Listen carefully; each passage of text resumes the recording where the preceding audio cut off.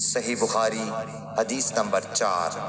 حضور اکرم صلی اللہ علیہ وآلہ وسلم نے وحی کے رک جانے کے زمانے کے حالات بیان فرماتے ہوئے کہا کہ ایک روز میں چلا جا رہا تھا کہ اچانک میں نے آسمان کی طرف ایک آواز سنی اور میں نے اپنا سر آسمان کی طرف اٹھایا۔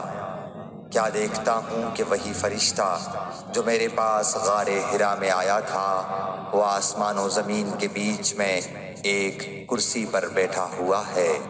میں اس سے ڈر گیا اور گھر آنے پر میں نے پھر کمبل اوڑھنے کی خواہش ظاہر کی۔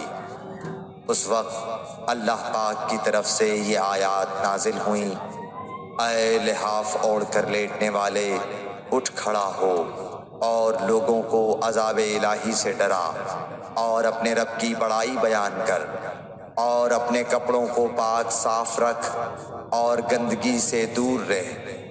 اس کے بعد وہی تیزی کے ساتھ پے در پے آنے لگی۔ صحیح بخاری حدیث نمبر 5۔ رسول اللہ صلی اللہ علیہ وآلہ وسلم نزول قرآن کے وقت بہت سختی محسوس فرمایا کرتے تھے، اور اس کی علامتوں میں سے ایک یہ تھی کہ یاد کرنے کے لیے آپ اپنے ہونٹوں کو ہلاتے تھے۔ ابن عباس رضی اللہ تعالیٰ عنہ نے کہا، میں اپنے ہونٹوں کو ہلاتا ہوں جس طرح آپ ہلاتے تھے۔ سعید کہتے ہیں، میں بھی اپنے ہونٹ ہلاتا ہوں جس طرح ابن عباس رضی اللہ تعالیٰ عنہ کو میں نے ہلاتے دیکھا۔ پھر انہوں نے اپنے ہونٹ ہلائے۔ ابن عباس رضی اللہ تعالیٰ عنہ نے کہا، پھر یہ آیت اتری کہ اے محمد، قرآن کو جلد جلد یاد کرنے کے لیے اپنی زبان نہ ہلاؤ، اس کا جمع کر دینا اور پڑھا دینا ہمارا ذمہ ہے۔ حضرت ابن عباس رضی اللہ تعالیٰ عنہ کہتے ہیں، یعنی قرآن آپ صلی اللہ علیہ وآلہ وسلم کے دل میں جمع دینا اور پڑھا دینا ہمارے ذمہ ہے۔ پھر جب ہم پڑھ چکے تو اس پڑھے ہوئے کی اتباع کرو۔ ابن عباس رضی اللہ تعالیٰ عنہ فرماتے ہیں، اس کا مطلب یہ ہے آپ اس کو خاموشی کے ساتھ سنتے رہو، اس کے بعد مطلب سمجھا دینا ہمارے ذمہ ہے۔ پھر یقیناً یہ ہماری ذمہ داری ہے کہ آپ اس کو پڑھو، یعنی اس کو محفوظ کر سکو۔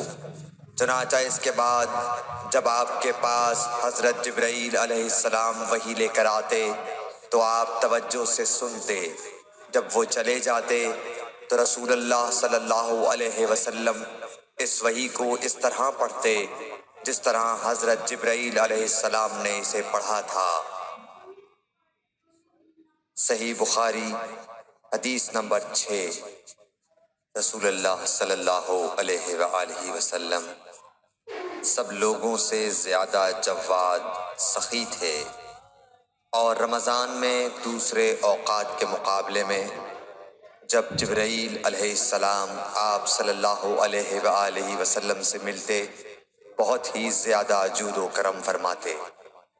جبرائیل علیہ السلام رمضان کی ہر رات میں آپ صلی اللہ علیہ وآلہ وسلم سے ملاقات کرتے اور آپ کے ساتھ قرآن کا دورہ کرتے۔